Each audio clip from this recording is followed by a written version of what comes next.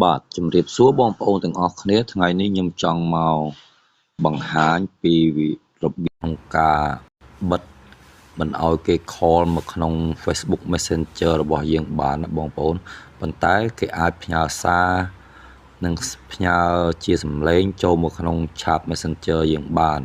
ប៉ុន្តែយើងបិទដោយយើងមិនឲ្យគេ call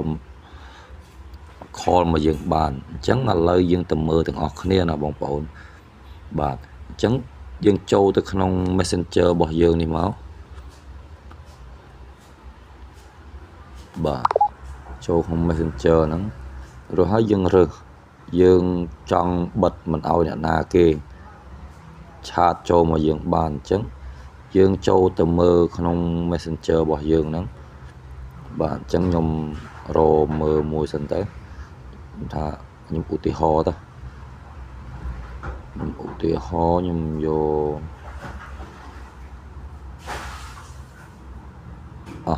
របស់កូនប្រុសខ្ញុំចុះណាបាទអញ្ចឹងយើងចូលមកដល់ឧទាហរណ៍ឥឡូវបើសិនយើងចង់បិទកុំឲ្យគេឆាតចូលមកយើងបានអញ្ចឹងយើងចូលទៅក្នុងនេះណាបងប្អូននេះទៅត្រង់ចំណុចនេះយើងចូលមកក្នុងកន្លែងសញ្ញាឧទាននេះឃើញទេសញ្ញាឧទានហ្នឹងបាទអញ្ចឹងយើងចូលក្នុងសញ្ញាឧទានហ្នឹងមកបាទរួចហើយយើងចូលទៅរកពាក្យថា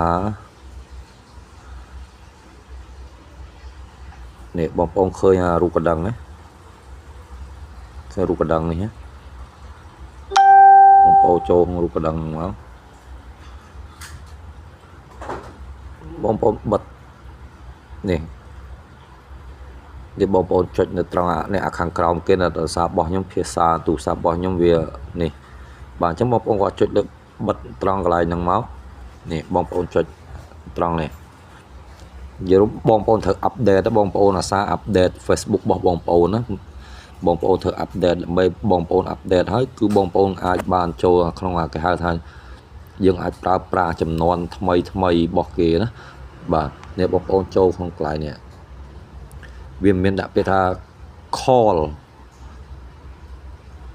បើជាភាសាអង់គ្លេសភាសាខ្មែរយើងប្រហែលជាគេអាចដាក់ថាការហៅចេញហើយអញ្ចឹងណាបងប្អូនណាបាទអញ្ចឹងបងប្អូនចុចនៅលើត្រង់ចំណុចហ្នឹងមកពេលបងប្អូនចុចលើហ្នឹងមួយមកអញ្ចឹងក្នុងហ្នឹងវាមានដាក់ឲ្យយើងរើសតើបងប្អូនចង់បិទគេក្នុងរយៈពេល10អានេះខ្ញុំនឹងបកស្រាយមកពាក្យអានេះមានន័យថាយើងបិទរយៈពេល15នាទី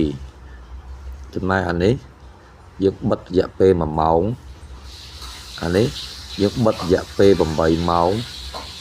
អានេះយើងបិទរយៈពេល24ម៉ោងត្រង់ចុងក្រោយបង្អស់នេះគឺយើងបិទរហូតដល់ពេលយើងធ្វើការផ្លាស់ប្ដូរមានថាយើងបិទរហូតតថាបើយើងចង់ឲ្យគេ call មកយើងបានវិញតយើងចូលមកបើកក្នុងកន្លែងហ្នឹងវិញណាបងប្អូនណាបាទអញ្ចឹងខ្ញុំឧស្សាហ៍ខ្ញុំឧទាហរណ៍អញ្ចឹងខ្ញុំយកថារយៈពេល24ម៉ោងបានហើយរួចហើយយើងចុចអូខេទៅអញ្ចឹងវាបិទហើយបើសិនជាបងប្អូនមិនចង់ឲ្យគេ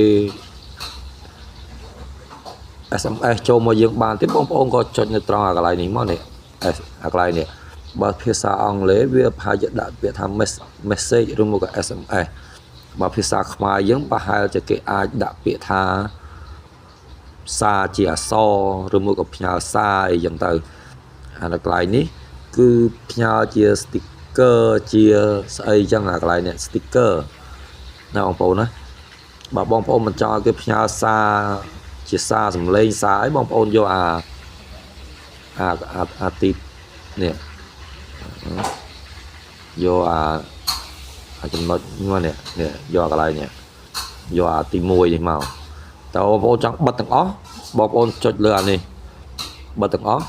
តើបងប្អូនចុចលើអានេះអានេះបិទទាំងអស់ហ្មងបាទអញ្ចឹងសម្រាប់คลิปនេះខ្ញុំមានតែប៉ុណ្្នឹងណាបងប្អូនណាបាទអញ្ចឹងបើបងប្អូនគាត់ថាវាមានសារៈប្រយោជន៍មានអត្ថប្រយោជន៍បងប្អូនកុំភ្លេចជួយចុច like ចុច share ឲ្យខ្ញុំម្នាក់មួយផងណាបងប្អូនណាបាទអញ្ចឹងអរគុណច្រើនបងប្អូនសម្រាប់ការតាមដានคลิปរបស់ខ្ញុំបាទ